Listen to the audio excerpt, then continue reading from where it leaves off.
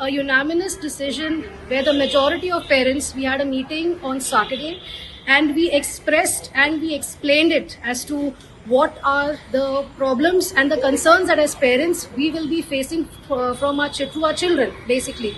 So keeping that in mind, let me put one point: nobody was forced.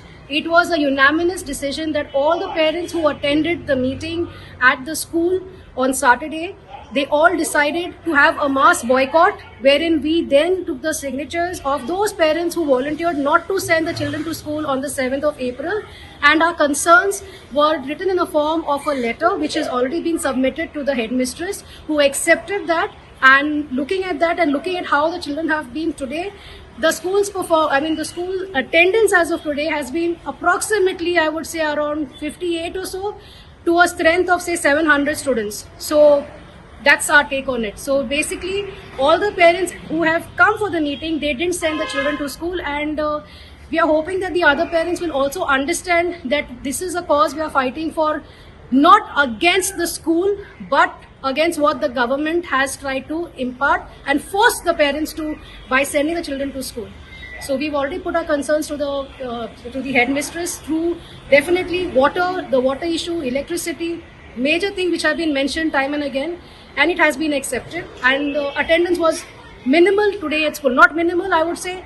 Imagine 700 approximately and 58 students. Do the maths. So we had no other choice than going ahead and boycotting totally.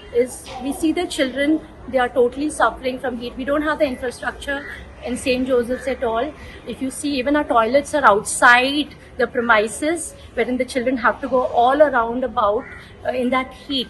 And there are a few students the portions were already been given, a few standards. There were no activities. There were properly school subjects been to be taught.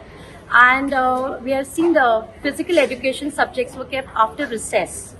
So that was not also a good thing. And it's major the heat, the repair. See, this is a time schools go under repair and maintenance, which is very important.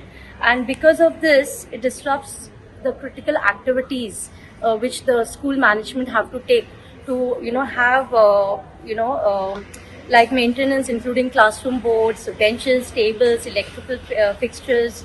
So this is getting disrupted because of that.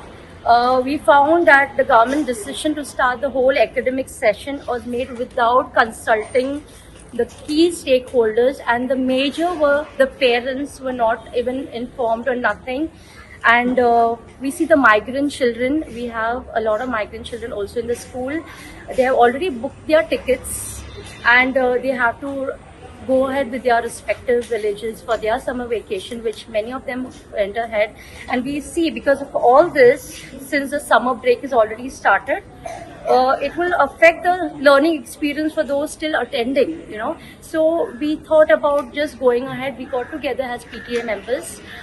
We spoke about it as a meeting together, and then we took a call of calling the parents, and then we decided overall to boycott right from the 6th standard to the 10th standard, and we would be standing firm with our protest.